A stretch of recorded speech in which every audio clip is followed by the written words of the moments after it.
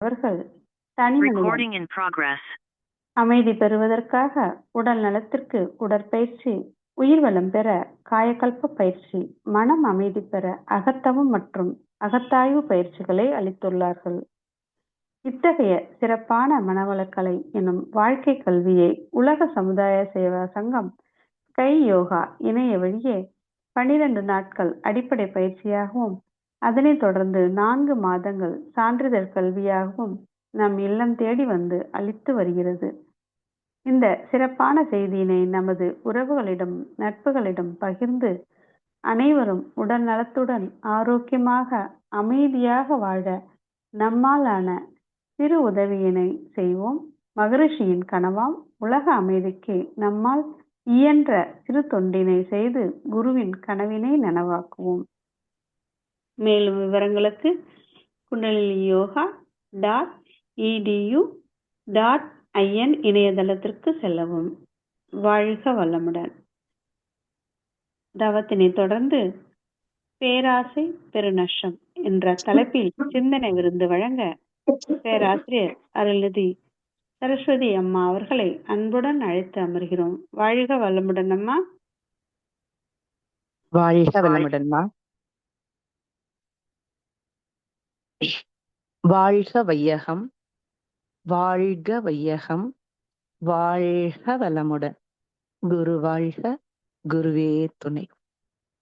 இன்று சிறந்ததொரு துரிய தவத்தை ஏற்றுக் கொடுத்த அம்மா அவர்களை வாழ்த்துவோம்.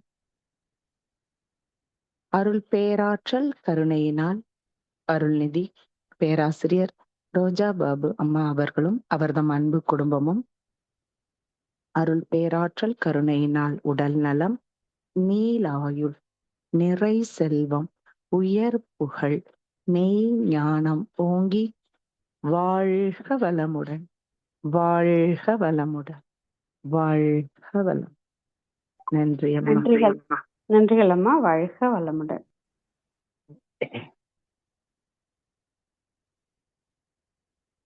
வாழ்க வையகம், வாழ்க வையகம், வாழ்க வளமுடன். இணைப்பில் இணைந்துள்ள இருபால் மெய்யன்பர்களுக்கு மாலை வணக்கங்களும் வாழ்க வளமுடன் வாழ்த்துக்களையும் அன்புடன் தெரிவித்துக் கொள்கின்றேன். பூஜா முக்கியம் க்ரோ பாத, மந்திர முக்கியம் குரோர் வச, தியான முக்கியம் குரோர் மூர்த்தி, மோக்ஷ முக்கியம் குரோ கிருபா. பூஜைக்கு முக்கியமானது குருவின் பாத கமலங்கள், மந்திரத்திற்கு முக்கியமானது குருவின் உபதேசங்கள், தியானத்திற்கு முக்கியமானது குருவின் திருவடிவம், மோட்சத்திற்கு முக்கியமானது குருவின் தயை அல்லது கிருபை. நமது குருவின் தயையை வாங்கி இன்றைய சிந்தனை செல்வோம். பேராசை பெரு நஷ்டம். பொதுவா ஆசைக்கு நிறைய பேர் இருக்குங்க. மகான் சொல்லியிருக்காங்க, அவா, விருப்பம், பற்று வைக்கிறது, இச்சை, வேட்கை, காமம், காமியம், வேண்டுதல் அப்படின்னு நிறைய பேரு ஆசைக்கு. நமக்கு ஆசை பத்தி நிறைய பாட்டு வந்திருக்கு. சின்ன சின்ன ஆசை எல்லாருக்கும் தெரியும். ஆசை ஆசை இப்பொழுது ஆசை நிறைய பாடல்கள் வந்திருக்கு. ஆனா ஆசைக்கு இன்னொரு பேர் நமக்கு தெரியாது. ஆனா இவ்வளவு பேரு இருக்கு ஆசைக்கே. சரி, இந்த ஆசை எதனால எழுதுங்க அப்படின்னா, நமக்கு பசி எடுக்குது, தண்ணி குடிக்க தாகமா இருக்கு, தண்ணி குடிக்கிறோம். உடம்புல வெப்பதட்ப ஏற்றத்தாழ்வு இருக்கு. நம்ம உடம்புல கழிவு பொருட்களும் வெளியில போகணும். இயற்கையான துன்பம் இது எல்லாமே. அப்ப உயிர் வாழ்றதுனால தானே இதெல்லாம் நடக்குது. அப்ப உயிர் வாழ்தல் அப்படிங்கிற காரணத்தினாலதான் நமக்கு ஒரு தேவையே ஏற்படுது. அந்த தேவையை சரி பண்ணிக்கதான் ஆசை வருது. இப்ப நம்ம உயிர் வாழணும் அப்படிங்கிறதே ஒரு ஆசைதான். அதனாலதான் நாம என்ன பண்றோம், உயிர் வாழ்றதுக்கு ஆசை இருக்கிறதுனால அதுக்கு என்னென்ன பொருள் தேவையோ அதன் மேல மனம் செல்லுது. இயற்கை தேவைகள்ல கம்மிதான். இப்ப பாத்தீங்கன்னா, நம்ம உயிர் ஆற்றலை செலவு பண்ணிதான் வாழ்க்கையை வாழ்ந்துட்டு இருக்கோம். எந்த செயல் செஞ்சாலும் உடம்புல இருக்க ஜீவகாந்தம் உடம்ப விட்டு வெளியில போகும். அப்பதான் நம்ம ஒரு செயலே செய்ய முடியும். எப்படி போன்ல கரண்ட் சார்ஜ் இருக்கோ அப்பதான் அந்த போனை யூஸ் பண்ண முடியும். அந்த மாதிரிதான் அப்ப நமக்கு ஏதோ ஒரு தேவை ஏற்படுதுன்னு வச்சுக்கோங்களேன். அது ஆசைய உண்டு பண்ணுது. உயிர் உடனே அது என்ன பண்ணுதும், அதோட ஓட்டம் இருக்குல்ல ஸ்பீடு, அது உடம்புல நடத்தும்போது செலவு ஏற்படுது. அது வேகமா சுத்துதா, குறைவா சுத்துதா, அது எண்ணத்தோட திணிவ பொறுத்து தான் ஏற்ற இறக்கமாகும். அப்ப நமக்கு பசி எடுக்குது, தாகம் எடுக்குது. இதெல்லாம் நேச்சரா வரக்கூடிய தேவையெல்லாம் இருக்கு. அப்ப நாம உணவு சாப்பிட்டு தான் அந்த பசிய நம்ம போக்கிக்க முடியும். தண்ணீய குடிச்சு தான் தாகத்த தீர்த்துக்க முடியும். அப்ப உணவு மேல எண்ணம் போறது இயற்கை தான். இதுதான் ஆசை பிறக்கிற ஃபர்ஸ்ட் ஸ்டெப்புங்க. ஒரு எண்ணம் போகுது அப்டின்னா, அது தேவைய ஒட்டி தானே போகுது. எனக்கு பசிக்கலன்னா நான் எதுக்கு எண்ணம் உணவின் மேல போகுது? யோசிச்சு பாருங்க. அப்ப உடம்புல இயக்கம் நடக்கணும். அந்த இயக்கம் சீரா இருக்கணும். வெப்பநிலையெல்லாம் கரெக்ட்டா இருக்கணும் உடம்புல. இல்லன்னா நமக்கு கஷ்டம் வந்துருது பாத்தீங்கன்னா. ரொம்ப ஹீட்டா இருந்தா நமக்கு ஏசி மேல ஆட்டோமேட்டிக்கா மனசு போக தானே செய்யும். அப்ப இந்த உயிராற்றலோட செலவ படுத்துறதுக்கு தான் நம்ம இந்த விஷயங்கள் எல்லாம் செஞ்சுக்கிறோம். அதுக்கு தான் நமக்கு வீடு தேவைப்படுது, ட்ரெஸ் தேவைப்படுது. அ இந்த மாதிரி ஒரு வெளியில போறோம்னா, ஒரு கார் வேணும் சொகுசா போறதுக்கு அப்டின்னெல்லாம் மனம் ஏற்படுத்துது. இதெல்லாம் ஆசை அப்டிங்கிறோம் சாதாரணமா. இப்ப இந்த உயிராற்றல் செலவாகுது. அத குறைப்பதற்காக நம்ம வசதிகள ஏற்படுத்திக்கிறது சாதாரணமா ஆசை. ஆனா இயற்கையா ஒரு துன்பம் தீர்க்கிறதுக்கும் உண்மையா ஒரு தேவையே இல்ல. இப்ப உயிராற்றல் குறைவ சரி பண்றதுக்காகலாம் இல்ல. நெறைய உடம்புல உயிராற்றல் இருக்கு. ஆனா நாமளே எதுவுமே இல்லாம ஒரு ஆசைய வளர்த்துக்கிறோம் அப்டின்னா, அதுக்கு பேரு தாங்க பேராசை. ஒரு நியாயமான ஆசை இருக்கணும்ல. அதுக்கு செலவு பண்ணுனா ஓகே தான். ஆனா நியாயம் இல்லாத ஆசைகளுக்காக நாம செலவு பண்றோம் பாருங்க எண்ணங்கள. அது பேராசையா மாறிடுது அப்படின்னு குரு சொல்றாங்க. நெறைய ஆசைகள் இருக்கு. அதுல முக்கியமா 3 ஆசைய தான் மெயினா சொல்லுவாங்க. மண்ணாசை, பொன்னாசை, பெண்ணாசை அப்படின்னு 3ஆ பிரிச்சுட்டாங்க. ஏன்னா மொத்தமாவே இருக்கிற துன்பங்களுக்கு இந்த 3 ஆசையே போதுங்க. மொத்தமா முடிச்சு விட்டுரும் பாத்தீங்கன்னா, ஒரு மனுஷன இந்த 3 ஆசை வச்சிருந்தாங்க அப்படின்னு சொன்னா. நம்ம பூமியில தான் பிறக்கிறோம். பூமியில தான் இறந்தும் போறோம். ஆனா நம்ம வாழ்ந்துட்டு இருக்க காலம், இந்த பூமி மேல நடந்தும் போவோம், கார்லயும் போவோம், ஃப்ளைட்லயும் போவோம், எப்படி வேணா போவோம். அதே மாரி மண்ணுல இருக்கிற பொருட்கள நல்லா சாப்பாடா சாப்ட்டு, நம்ம மண்ணுக்குள்ளேயே வேற போயிர்றோம். இப்ப இந்த மாதிரி இந்த பூமிய பயன்படுத்திக்கிட்டே இருக்கிறதுனால என்ன பண்றோம், நாம கொஞ்ச நாள் தங்கி இருக்கிற இடம் தான் அந்த பூமிங்கிறத மறந்துட்டு, ஒரு குறிப்பிட்ட இடத்த மட்டும் என்னோடது, இது என்னோட இடம் அப்படின்னு அந்த அறிவு குறுகிடுச்சு பாருங்க. அப்படி குறுகி நிக்கிறது ஒரு மயக்கம். அதுதாங்க மண்ணாசை. ஏன்னா இந்த பூமியே இறைவன் படைச்சது. பூமிங்கிறது ஒரே வீடு தான். ஆனா அதுக்குள்ள நம்ம எத்தனையோ கோடிக்கணக்கான வீடுகள கட்டிக்கிட்டு, இது என் வீடு, இது உன் வீடுன்னு பிரிச்சு பிரிச்சு பேசுறோம். அந்த ஒரு பூமிங்கிற ஒரு வீட கடவுள் குடுக்கலைன்னா நாம எதுல வாழ முடியும்? இத நம்ம யோசிக்கிறதே கிடையாது. அடுத்தது பாத்தீங்கன்னா, ஒரு குறிப்பிட்ட ஏஜ் வருது. மனிதன் பிறந்து வளர்றான். அப்ப உடம்புல இந்த ஜீவவித்து குழம்பு நல்ல நெறைய வந்துருது. முதிர்ச்சி அடையுது. அப்ப அது கழிவு பொருள் உடம்புல தங்கி இருக்க கூடாதா? அது ஒரு துன்பத்த ஏற்படுத்தும். அதனால அந்த வித்து குழம்ப வெளியேற்றி தான் ஆகும் வெளியேற்றி தான் ஆகணும். அப்ப அப்படி வெளியேற்றல அப்படின்னா, அதுவே அந்த இயக்கத்துக்கு தடையாகி நமக்கு மனுஷனுக்கு கஷ்டத்த குடுக்கும். இத சமன் பண்றதுக்காக ஆணுக்கு பெண் துணை தேவை, பெண்ணுக்கு ஆண் துணை தேவை. இது இயற்கையான தேவைதாங்க. அது பெண்ணாசைன்னு சொல்லப்படுது. அப்ப பெண்கள செய்யற வேலைகள் எல்லாம் யோசிச்சு பார்த்து ஒவ்வொருத்தரும் உணர்ந்தா, மனைவிய தவிர மத்தவங்களெல்லாம் சகோதரிகளாக நினைப்பாங்க. அப்ப சமூகம் நல்லா இருக்கும். சொசைட்டி ஒவ்வொரு மனுஷனையும் உருவாக்குது. சொசைட்டில இருந்து தானே நம்ம எல்லாமே வாங்கிக்கிறோம். நம்ம வளர்றோம் அப்படின்னா,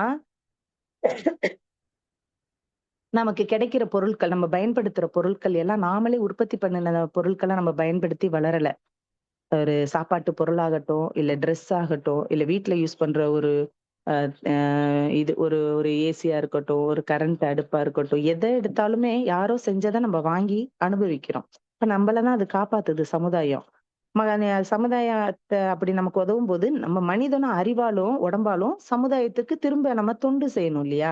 சமுதாயத்திட்ட இருந்து நம்ம வாங்கிக்கிட்டே இருக்கோம். ஆனா திரும்ப செய்யணும். இத உணர்ந்துகிட்டா பொண்ணு, அந்த பணம் அது மேல பேராசை வராது. அதத்தான் அழகா ஞான களஞ்சியத்துல மகான் சொல்லுவாங்க. மண் மீது பெண் துணையால் பொன் கொண்டே வாழ்கின்றோம். மாற்றுவதேன் மூவாசை மதிக்கொண்டே பயன் கொள்வோம் அப்படின்னு சொல்லுவாங்க பார்த்தா. மண்ணில பெண்கள் ஒவ்வொரு வீட்லயும் பெண் இல்லாம இருக்க மாட்டாங்க. அம்மாவா, சகோதரியா, மகளாக, மனைவியாகன்னு. இதெல்லாம் மாத்த தேவையில்லப்பா. அத மதிக்கொண்டு பயன்கொள். கொஞ்சம் ஆசைகள கொஞ்சம் கண்ட்ரோல் பண்ணிட்டு எது தேவையோ, உன்கிட்ட ஒரு ஆசை வருதுன்னா, அத ஆராய்ச்சி பண்ணு.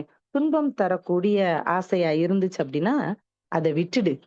சமுதாயத்திற்கு நல்லது செய்யும் அந்த ஆசைகள். உன் மனசுல ஒரு ஆசை வருது அப்படின்னா, அத செயல்படுத்தலாம். அப்படின்னு ஆசை சீரமைத்தல்ங்கிற சூப்பரான ஒரு பயிற்சியில குரு அழகா சொல்லிக் குடுத்திருக்காங்க. எந்த ஆசைய நம்ம வச்சுக்கலாம், எந்த ஆசைய விட்டுறலாம் அப்படின்னு. சில பேர் கேட்கலாம், ஏங்க சாப்பிடாம, ட்ரெஸ் எல்லாம் இது பண்ணாம, வேற பொருட்கள் எல்லாம் அனுபவிக்காம, அ அப்போதைக்கு அப்போது நம்ம சாப்பாட்டு மேல, ட்ரெஸ் மேலலாம் ஆசை செல்றது இயல்பு தானே! இப்ப வாழ்க்கையில நான் உயரணும்னு நெனைக்கிறேன். அது ஒரு நல்ல ஆசை தானே! முடிவா வாழ்க்கையோட நோக்கம் என்னங்க? இறைவன பார்க்கிறது அல்லது உணர்றது. இது எல்லாமே ஆசை தானே! அப்ப இந்த ஆசையே அறிவை மயக்க காரணமாக ஆயிடுது. இதெல்லாம் நல்ல ஆசைகள் தான். ஆசையெல்லாம் நான் சரியில்லைன்னெல்லாம் சொல்லல. இப்ப ஒரு டூருக்கு போறோம்னு வச்சுக்கோங்களேன். அந்த பிளேஸ் ரொம்ப சூப்பரா இருக்கு. ரொம்ப ரசிக்கக்கூடியதா இருக்கு. அதுக்காக அங்க 1 நாள், 2 நாள் எக்ஸ்டெண்ட் பண்ணி ரூம் போட்டு இருக்கலாம். எத்தன நாள் இருக்க முடியும்? திரும்ப வீட்டுக்கு வந்து தானே ஆகணும். இல்ல, இல்ல நம்ம இங்கேயே திரும்ப ஒரு வீடு வாங்கிப்போம். இங்கேயே இருப்போம்னு நம்ம போற இடமெல்லாம் அப்படி இருக்க முடியுமா? சொல்லுங்க. அதே மாதிரி தான். இப்ப அம்மா வீட்டுக்கு போவாங்க. அம்மா வீட்ல அவ்ளோ வேலை இருக்கும். மருமகனெல்லாம் கவனிப்பாங்க. ஆனா ஏன் ஒரு ஒரு ஒரு 1 வாரம் இருக்கலாம், 1 மாசம் இருக்கலாம். ஆனா இருந்துகிட்டே இருந்தா அம்மாவும் எத்தன நாளு தான் வேலை பார்த்துட்டே இருப்பாங்க. எப்படா பொண்ணு கிளம்புவாங்கன்னு சொல்ல முடியாட்டியும் கூட உள்ள நினைப்பாங்க. அப்ப அத நம்ம அங்க ஆராய்ச்சி பண்ணணும். போதும் வந்தோம், இருந்தோம், பார்த்தோம். உடனே கிளம்பிறணும் இல்லையா? இப்ப தேவைக்கு ஏற்பதாங்க பொருளா இருந்தாலும் சரி, உறவுகளா இருந்தாலும் சரி, நம்ம வந்து ஒரு இது வச்சுக்கணும் பார்த்தீங்கன்னா. அளவு முறையெல்லாம் மாறவே கூடாது. ஏன்னா மனசுக்கு இன்பம் தான் இல்லைங்கல. ஆனா இந்த இன்பத்துல போயி சிக்கிக்க கூடாது பார்த்தீங்கன்னா. அப்படி சிக்கிக்காம இருந்தா, அதுதான் நிஷ்காமிய கர்மம் அப்படின்னு சொல்றாங்க குரு. இந்த உறவிலே கண்ட உண்மை நிலை தெளிவுதான் துறவு அப்படிங்கிறாங்க. துறவுனா நம்ம எல்லாத்தையும் விட்டுட்டு காடு மலைக்கெல்லாம் போக வேண்டாங்க. அளவு முறையில கரெக்ட்டா இருந்தாலே போதும். இந்த அளவுக்கு இதுல இந்த பொருளோட தொடர்பு கொள்ளலாம். இந்த அளவுக்கு இந்த நபர்கிட்ட பேசலாம். அப்படின்னு இருந்தாலே போதும். என்னைக்கும் பிரச்சனை வராது. சில பேர் பார்த்தீங்கன்னா, நான் வந்து சம்பாரிச்சே தீருவேன். நெறைய பொருட்கள நம்ம வாங்கி அனுபவிக்கலாம்.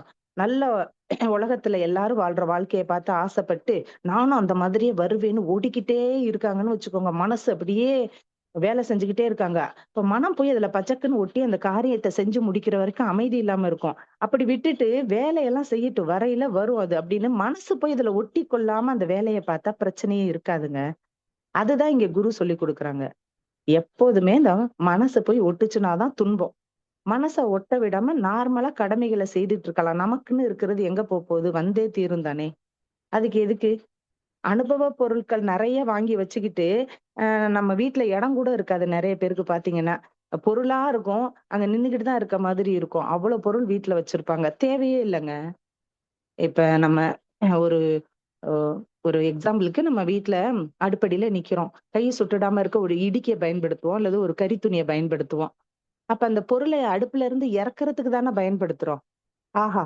இந்த இடுக்கியோ அல்லது அந்த கரித்துணியோ, நான் என் கைய சுடாம பாதுகாப்பா காப்பாத்திருச்சு. அந்த பொருள் அடுப்புலருந்து இறக்கையில.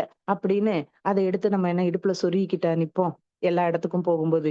கிச்சன்லயே ஒரு ஓரமா எங்க எடுத்தோமோ அங்க வச்சுருவோம் இல்லீங்களா? அவ்வளோதான். அத பயன்படுத்திக்கிட்டு அந்த இடத்துல வச்சுரணும். அதுதான். இதுதான் உறவு. இதுதான் துறவு அப்படிங்கிறாங்க.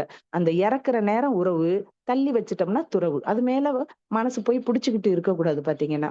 இதே மாதிரி தான் எந்த உயிரினங்கள் சில பேர் கொஞ்சுவாங்க பாருங்க பெட் அனிமல்ஸ் எல்லாம். அவங்க ஹெல்த் பாதிச்சா கூட அத கொஞ்சுறத நிறுத்த மாட்டாங்க. அது தேவையே கிடையாது இல்லையா? அளவு முறை தானே! அப்படி ஒரு அலார்ட்டாவே இருக்கணும். புலன்களால நம்ம தொடர்பு கொள்ளலாம். மனசு போய் அதுல போய் ஒட்டக்கூடாது பார்த்தீங்கன்னா ரொம்ப. அப்படி இருந்தா கஷ்டங்கள் இருக்காது. கொஞ்சம் மேனேஜ் பண்ணிக்கலாம் பார்த்தீங்கன்னா. இப்ப இந்த துறவு சில பேருக்கு தானாகவே இருக்கும். சில அம்மா, அப்பாலாம் புள்ளைங்கள படிக்க வைக்க பாருங்க. வெளியூர்லலாம் நல்லா டக்கு டக்குன்னு சேர்த்துருவாங்க. சில அம்மா, அப்பா "ஐய்யய்யோ! ஹாஸ்டலா? நான் விட மாட்டேன். ஐய்யய்யோ! வேற ஊரா? டெல்லியா? பாம்பேல படிக்க வைக்கணுமா? அதெல்லாம் வேண்டாம். நீ இங்கேயே படி" அப்படிம்பாங்க. அதிக பற்று குழந்தைகள் மேல. அதுங்கள ஃப்ரீயா விட்டா தானே அவங்க வாழ்க்கையும் நல்லா இருக்கும். இப்ப எந்த செயல் செஞ்சாலும் அளவு, முறை இந்த 2யும் வச்சுக்கணுங்க. அளவு முறை மீறிச்சுனா தான் துன்பம் வருது. அளவு முறை கடைப்பிடிச்சுட்டா துறவாயிடுது.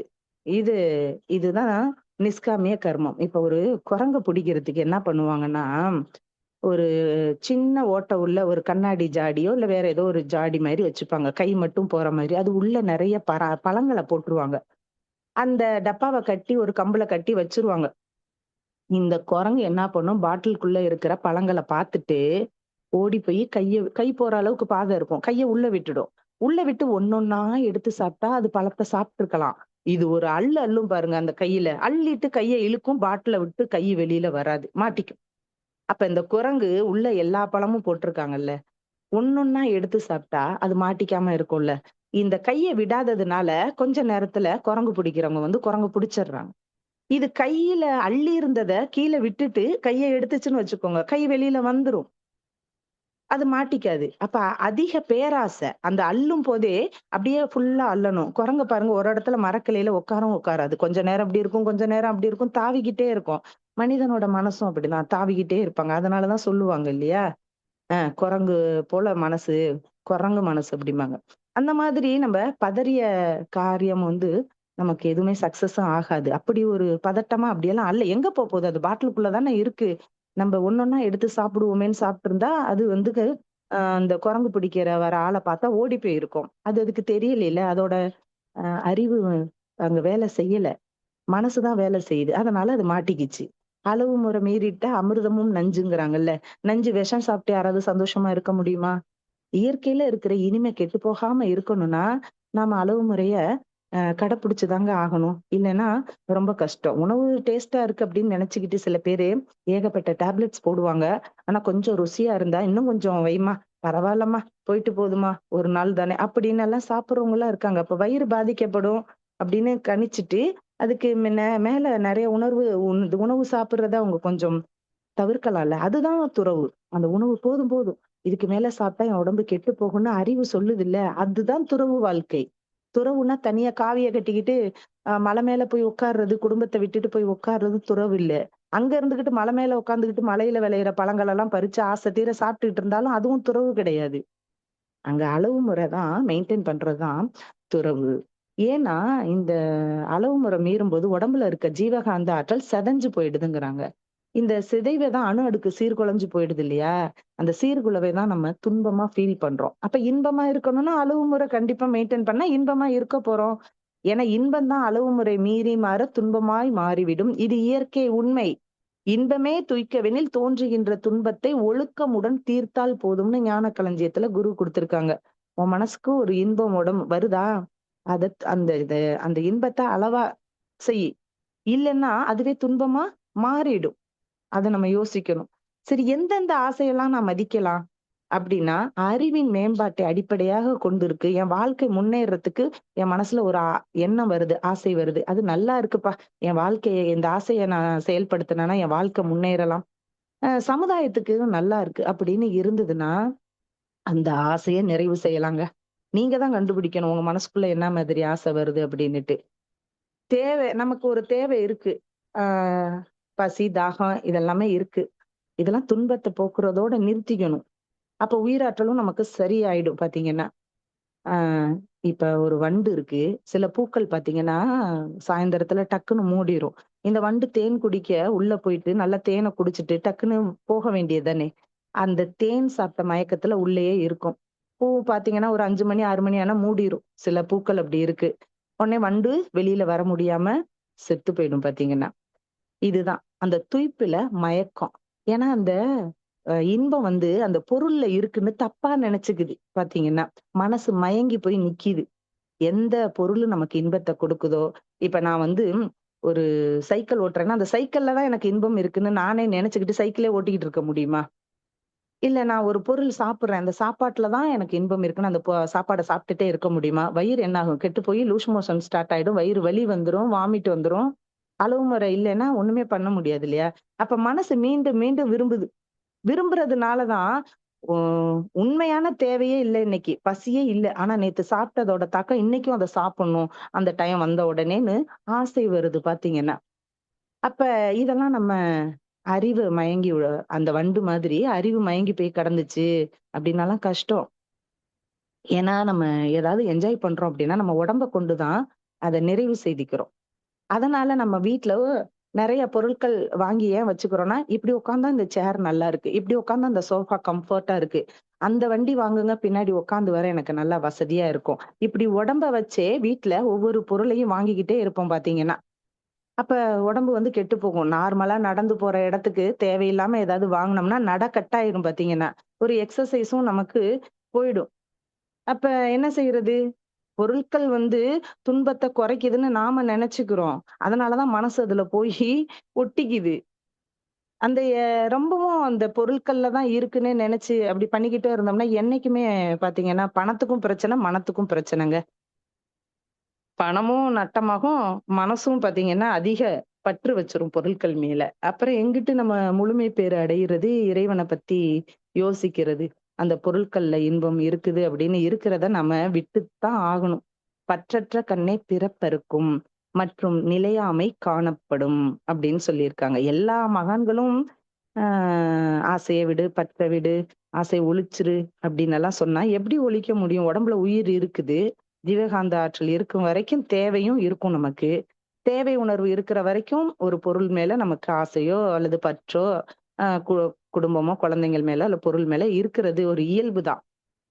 ஆனா, அது திரும்ப அந்த இதெல்லாம் நம்ம கருமையத்துல பதிஞ்சு, பதிஞ்சு செயல்பட்டுக்கிட்டே இருந்தா, உடம்போட தேவைய பத்தியே தான் பேசிக்கிட்டே உட்கார்ந்திருப்போம், செஞ்சுக்கிட்டே உட்கார்ந்திருப்போம், சம்பாரிச்சுக்கிட்டே உட்கார்ந்திருப்போம். அப்ப மனசு பொருட்கள பற்றி நிற்குது அப்படின்னா, நம்ம பேராசை விரிஞ்சுகிட்டே போகும். அறிவு வந்து மொற தசை மாறி போயிடும் பார்த்தீங்கன்னா. வந்த நோக்கமே அறிவுக்கு மறந்து போகும்.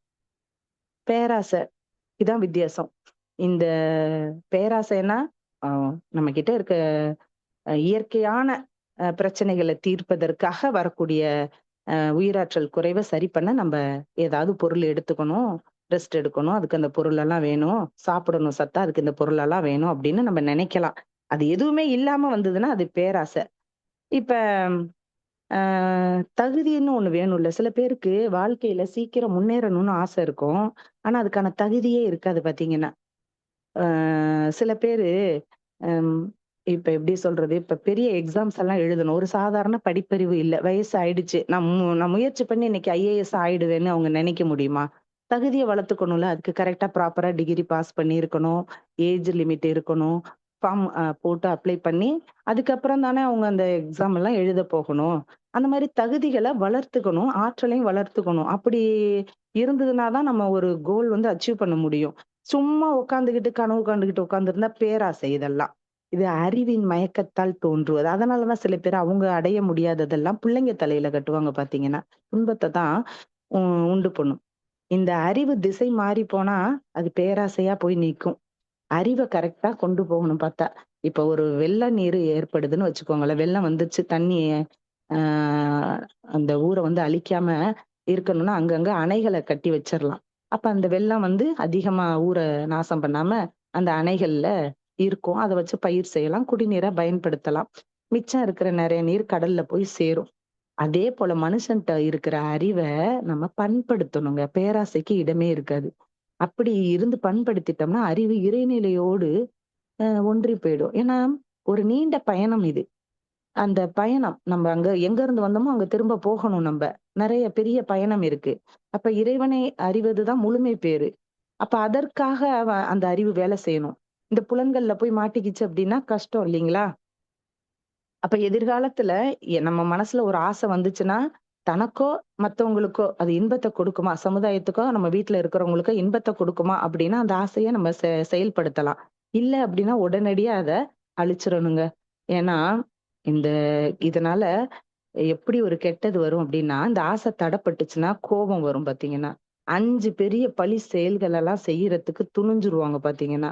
அ பொய்யி, களவு, அந்த மாதிரி சூது எல்லாம் இறங்கிட்டாங்கன்னா, அவங்களுக்கு பிறவி தொடர் நீண்டு போயிரும் பாத்தீங்கன்னா. அப்ப அவங்க படுகுழியில போய் விழுந்துருவாங்க. அப்ப நம்ம என்ன பண்ணணும், "இச்சை குறியீடில் அருகுணம் ஆகிடும். இச்சையின் பூரணம் நிர்குணம் ஆயிடும்னு" சொல்லியிருக்காங்க.